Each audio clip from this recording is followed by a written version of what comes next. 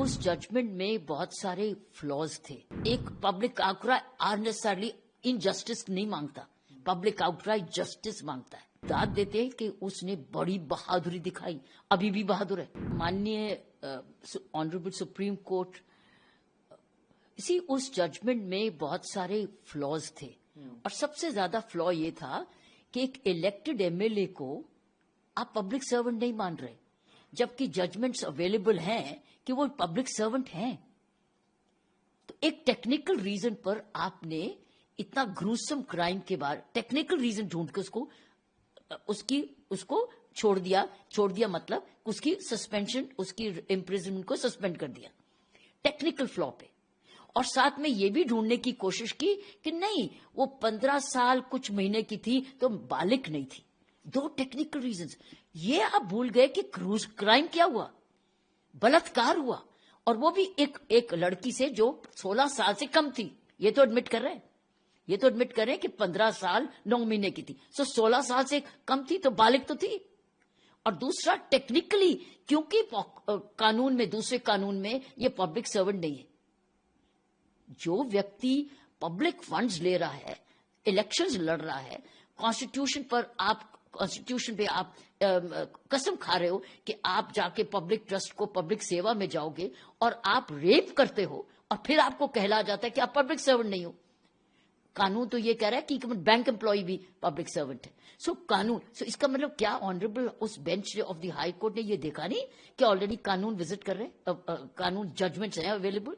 सो इसलिए, लेकिन ये भूल गए कि क्राइम क्या हुआ. ये तो नहीं कहा उसने कि क्राइम नहीं किया, क्राइम तो किया.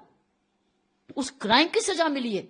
उस क्राइम को क्या कहोगे? क्योंकि वो बालिग नहीं है, क्योंकि वो पब्लिक सर्वेंट नहीं है. ये कहां की रीजनिंग है? इसीलिए तो पब्लिक आउटक्राई हुआ. और पब्लिक आउटक्राई अननेसेसरली इनजस्टिस नहीं मांगता, पब्लिक आउटक्राई जस्टिस मांगता है. तो जस्टिस मिल गया. ऑनरेबल सुप्रीम कोर्ट ने वो दे दिया जो पब्लिक आउटक्राई था कि. और मैं आपको, मेरी नजर में इस लड़की के साथ एक बार ये विक्टिम नहीं हुई, एक रेप नहीं हुआ. उसका बाप भी मर गया, उसका वकील भी मारा गया.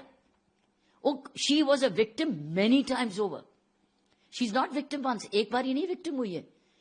जो उसके साथ हुआ वो अलग, बाप के साथ हुआ अलग, उसके वकील के साथ हुआ अलग, और अब चौथी बारी आप उसको सजा दे रहे हो जिसमें कह रहे हो कि नहीं, वो तो पब्लिक सर्वेंट नहीं है और तुम तो बालिग नहीं थी, तो जाओ.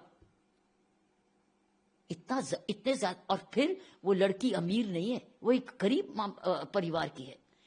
उसके परिवार ने किसी हद तक उसके साथ सपोर्ट किया और खुद विमेन वॉलंटियर्स ने उसको सपोर्ट किया शायद. लेकिन दाद देते हैं कि उसने बड़ी बहादुरी दिखाई, अभी भी बहादुर है, अभी भी छोड़ने को नहीं तैयार है. इसीलिए जब उसने आवाज उठाई और उसके साथ जो विमेन वॉलंटियर्स थी जो जुड़ी हुई हैं, उन्होंने आवाज उठाई सारे देश. और फिर मीडिया का रोल तो था ही.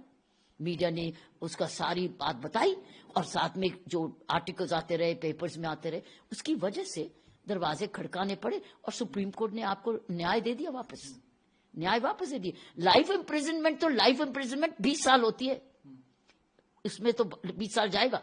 उसमें एक फादर की डेथ के मर्डर के लिए तो 20 साल है, लेकिन इसको 6 साल क्यों आपने? तो इसीलिए मैं समझती हूँ सुप्रीम कोर्ट ने वो दिया जो जस्टिस डिमांड कर रहा था, बनता भी था.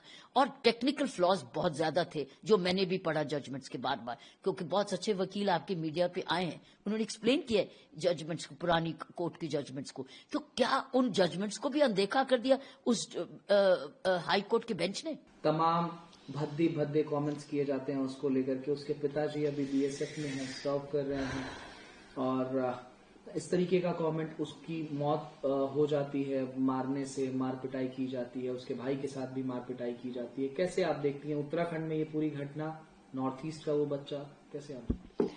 इसका जवाब मैं as a former police officer दूंगी. वो ये कि हमारे ग्रास रूट में हमारी जो पुलिस है इस वक्त सिर्फ रिएक्टिंग पुलिसिंग बन गई है लॉ एंड ऑर्डर के लिए जबरदस्त, क्योंकि उसके pressures of law and order इतने बढ़ गए हैं कि हमारी प्रिवेंशन पुलिसिंग ग्रास रूट पे नहीं है.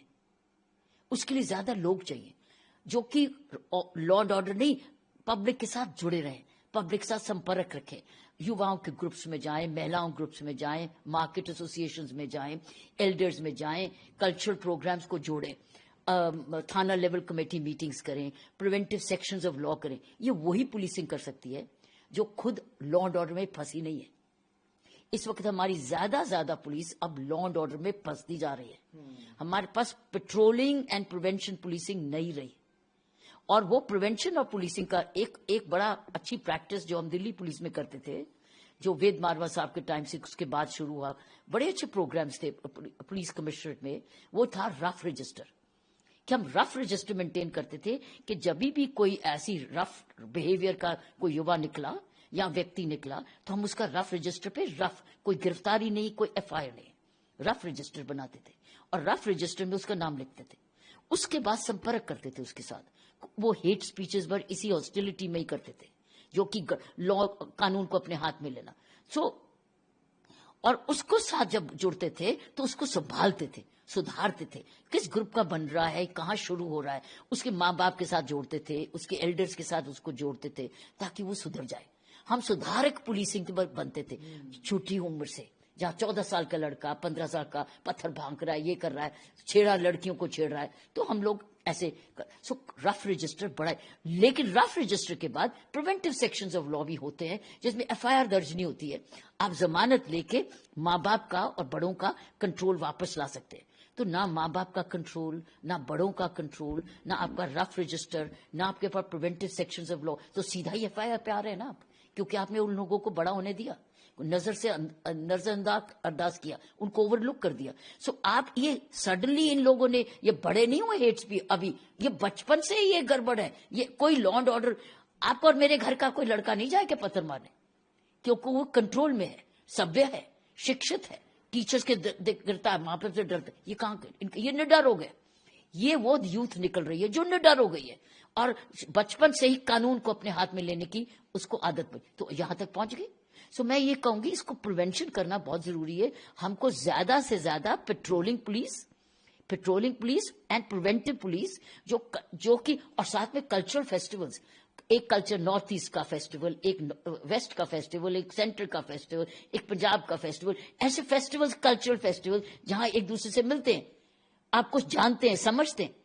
ये प्रिवेंटिव पुलिसिंग बहुत, मैं इसका जवाब एज ए पुलिस ऑफिसर दे रही हूं कि हम लोग कैसे इन युवाओं को, ये नहीं कि हमारे टाइम पे भी युवा ऐसे नहीं थे, लेकिन अब बिगड़ गए, कोई हर्ष नहीं, लेकिन बिगड़ गए ना, बिगड़ने दिया गया ना, काबू में नहीं आए ना। कंट्रोल, कॉलेजेस में भी अगर ये बदतमीजी करते थे तो कंट्रोल में लाया जाता था टीचर्स के through. Teachers used to exercise control. वो जो कंट्रोल चला गया है उसकी वजह से आज ये हरकतें हो रही हैं, और ये हरकतें नहीं जाएंगी अगर हम beat system, preventive policing, rough registers और पीस प्रोसीडिंग्स को वापस मॉल में लाएं, जहां आपके पास जमानती होते हैं, जमानती और माइनर और एग्जीक्यूटिव मैजिस्ट्रेट की कोर्ट में पेश होते हैं।